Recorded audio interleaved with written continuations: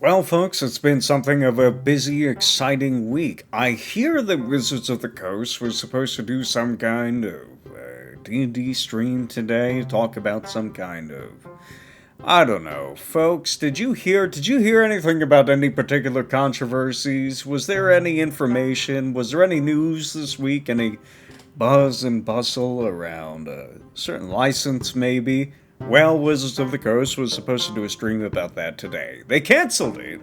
And I figured, well, I haven't done, well, for one thing, I have not done my video this week, but additionally, I have not done my weekly uploads, my weekly updates on the channel in some number of weeks. I used to label those previews. I think I'm just going to label them updates, channel updates from now on to keep you guys invested, keep you guys informed, which I hope keeps you invested.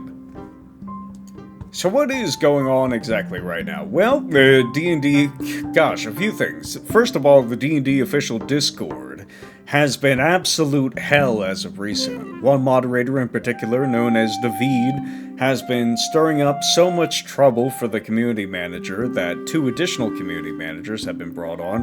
The members of the D&D official D&D community Discord have been stirring up so much additional trouble that, again, they brought in two additional community managers to monitor the situation. Folks were getting banned, moderated out of existence over the supposedly leaked OGL documents.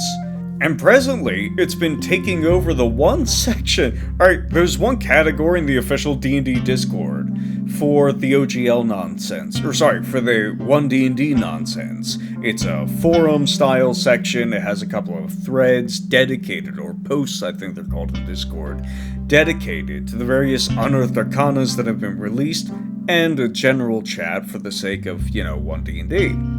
But that 1D&D general chat has been completely and totally taken over for the sake of OGL discussions, and people have been begging the moderators for at least the past week, folks who are actually still interested in 1D&D and think that it's not going to crash and burn worse than 4th edition ever did, by the way, which makes me happy. 4th edition will no longer be known as the bad edition, the one of which we never speak, by people who were bad at the game or never really played it, never really got it. 1D&D will simply crash and burn, and it will be the new red-headed stepchild of the edition family. People have been begging the moderators to create a separate thread to talk about the OGL, but for one thing, the moderators have not done that. Particularly the moderators in that Discord have been a little lackadaisical, slacking, if you will, in regards to their official responsibilities and focusing a little bit too much on heavy-handed participation in direct discussions. Folks who are familiar with David on the D&D Beyond forums will be able to tell you as much. After all, it is the same person being heavy-handed and engaging in discussions that they promptly shut down when disagreed with in these D&D forums as on the D&D official Discord. Again, the official Discord. Gosh, that guy has been causing so much trouble so much strife between the moderation team and the community. It is insane that he's still on there. And I don't think he's a paid moderator either. It would cost them nothing to let this guy go, but they haven't for some reason, so that's ridiculous. That's my update on that front of things. Additionally, Stop the Sub is now trending on Twitter. Folks are recommending all D&D content creators, if you will, have begun recommending that folks shut down, cancel their D&D Beyond subscriptions in protest to hit Wizards where it hurts. I've seen Nerd Immersion do this, I've seen Ginny D do this. Both of those folks are folks I would love to collaborate with at some point, jeez. I am now doing this. If you look in the above tweet, I am now telling folks, hey, if you send me a screenshot of you, or, a confirmation of you having canceled your D&D Beyond subscription, I will give you a PDF from our drive-thru RPG store. I've been designing for something like 8 years. I'm prouder of some of those PDFs than I am of others, but who knows? I might have to take all of them down soon, so I figure, why not? Why not? If you guys, and that offer is of course open to anybody, any followers of this channel, or not followers of this channel, anybody at all, cancel your D&D Beyond subscription, send me a screenshot. A bunch of other creators are doing this. I saw one creator in particular, I cannot remember who they were, and I can't find it in Twitter, which is extremely frustrating. It refreshed, it did that automatic refresh on the page, so I couldn't find it.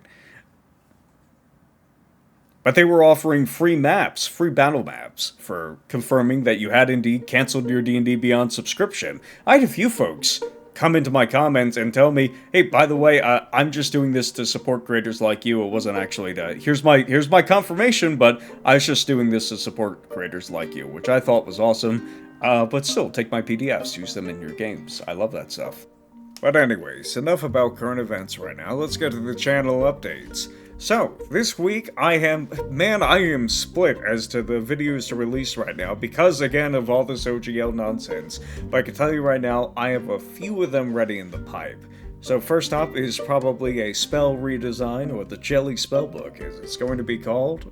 Maybe going to be called, we'll see. As I said it now, I'm not that confident in it, so maybe that means there's going to be a name change. But basically, an animated spellbook style series, where I talk about the design of a spell, the history of a spell, how people typically use it. I'm going to tell you right now, it's going to mainly focus on my critiques of the spell throughout various editions, and my potential, this is the really fun part, this is the juice that most people are going to come back to it for, is the redesign. I like designing my own spells. I design my own systems. My systems need spells. They have need of magical powers for folks to make use of, and that means that I take a lot of common concepts and historically relevant spells, historically as in the history of the tabletop industry, not necessarily history itself, though that is always a fun source to draw from. But the idea, of course, is to give you some special insight into why I design things the way I do in tabletop RPGs, the fantasy that certain spells promise, and how I intend to fulfill them, and how lots of game companies kind of just let them sit off to the fall by the wayside. How various other game companies through the years have really missed the mark when it comes to specific character fantasies, or event fantasies you could say, that these specific spells are meant to produce. Something like, for instance, phantasmal forces. Illusion spells are really mistreated in modern tabletop RPGs. They only really had, I'm confident, they really only had like a short hurrah back in the very early days with small spikes of productivity, or what would you say, not productivity, efficiency? No, efficiency wouldn't work either. Glory days of illusions have been few and far between. Ever since the early days of tabletop RPGs, where an illusion could summon like units of men and could actually deal damage. You just wouldn't know that it was fake until after the spell had ended, and by that point it might already be too late. Nowadays, illusions are just kind of used as, I don't know, excuses for concealment. The illusion of cover, which is concealment, is what illusions are primarily used for nowadays. And I think that's so boring, especially when you compare it to the history of illusions and how they came to be in the game, which was through the 9 Princes of the book, 9 Princes in Amber. And this is another fun excuse for me the spell redesign series is another fun excuse for me to reveal certain details about the histories of the hobby that you guys might not be aware of, and new media and content, well, not new media, new to you, content that you've never even heard of, but was instrumental in constructing the hobby that you love and play today. You can go back and enjoy it. They're just as good, if not better, nowadays, and it's delightful, especially 9 Princes in Amber. I reread that series probably at least once every 6 months nowadays, and it's just too good. I'm going through another one right now. So in addition to the spell redesign series, we've also got an update on Warfare. Now, 2 years ago I kickstarted a scenario module called Chilmus Valley. My co-writer my original co-writer has recently rejoined me for that project, which is very exciting. And the project went on hiatus around, I believe it was October of 2022, but now especially, we're back on the project because I have been running the campaign inside my Discord server, and we've got an update on how Warfare, one of the stretch goals for Chilmus Valley, is going to work. It's a lot of fun. I hope to include it in a number of other videos on the channel. It's going to be talking about the design of Warfare and why I designed it the way I did, what place I think Warfare holds in a tabletop role-playing game campaign, in a TTRPG, what role does Warfare hold in that particular campaign? What's the focus of it? How should the mechanics interact? What do you do if a system doesn't already have rules for Warfare? How are you supposed to slot it in? What are some of the design constraints and constraints that you have to be worried about? Stuff like that.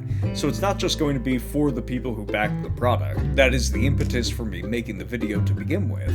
It is also just an excuse to talk about Warfare and why I like wargaming in the context of tabletop role-playing games, so it's for you guys as well. I also have another video, which is a long time coming, on warlocks, and starting to get into class-specific fantasies and designs, especially in the context of tabletop RPGs, the more recent ones at the very least, on whether or not warlocks should be a class. Why would you make it a class? What other options do you have if you want to fulfill the warlock character fantasy and you're a designer? Why would you choose one particular design constraint over another?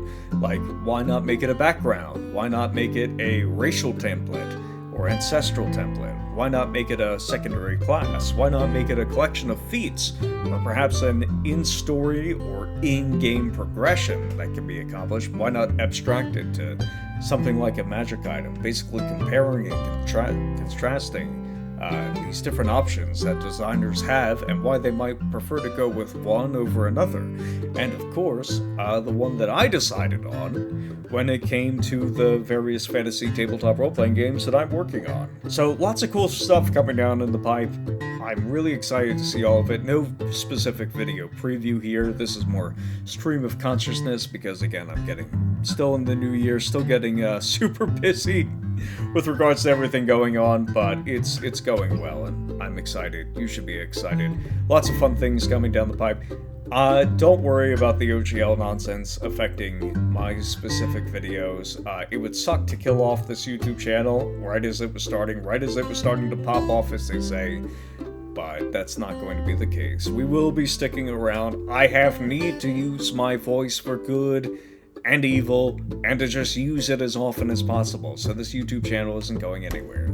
Oh, that's the other thing. We're not just going to be talking about tabletop RPGs. We're going to start branching out into other areas of design in which I am proficient and knowledgeable, like video games. So that's going to be a very exciting endeavor, and I hope you get the idea. I don't need to sell past the sale here, which I've been doing for at least the past 4 minutes. So, without further ado, I will see you folks later. This is probably too long for a general update. I'm going to cut these down. I'd say about probably closer to the 10-minute range at the very least from now on. But it's been a while. Why not indulge? It's been a hell of a week. Alrighty, folks. Peace.